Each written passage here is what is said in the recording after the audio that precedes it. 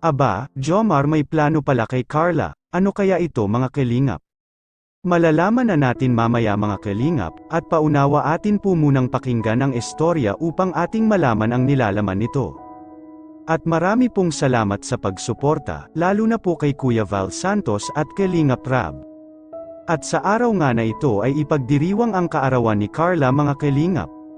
At alam naman natin na napakadami ang nakaabang sa pagkakataong ito. Dahil unang-una ay hindi po pangkaraniwan ang araw na ito, lalong-lalo na kay Carla mga kalingap. Dahil sa kauna-unahang pagkakataon ay magaganap sa buhay ni Carla ang napakabonggang kaarawan niya. Dahil dati-rati ang kanilang nakasanayan ay hindi naman sila naghahanda na kagaya ng ganitong kabongga mga kalingap. At syempre naman dahil na rin ito sa tulong ng Team Kalingap. At sa pakiusap na rin ng mga nag-sponsor sa tambalan nila Jomar at Carla.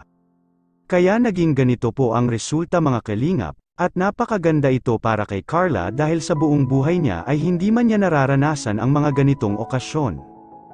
Kaya hindi talaga bibigwin ng Team Kalingap ang araw na ito. Lalo na ni Kalingap Rab, at talagang kung ano ang maibibigay na suporta sa okasyong ito ay talagang ibibigay na ng Team Kalingap para kay Carla. At marahil sa mga paglipas ng mga panahon ay maging alaala ito para kay Carla na isang araw ay naging ganito kabongga ang kanyang kaarawan. At marami talaga ang dapat abangan sa kaarawan ni Carla mga kalingap.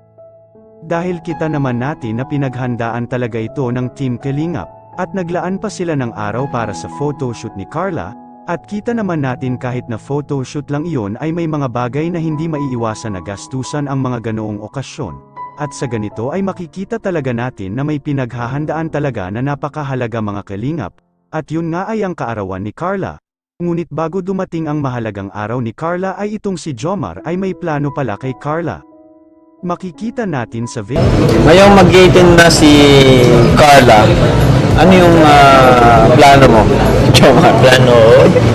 Yung plano nyo sa samahan nyo, dapat bang mag-improve? Dapat bang, anong gusto mong mangyari? Anong gusto nyo mangyari? Pangarap nyo sa samahan nyo ni Carla? Sa samahan, level up siguro.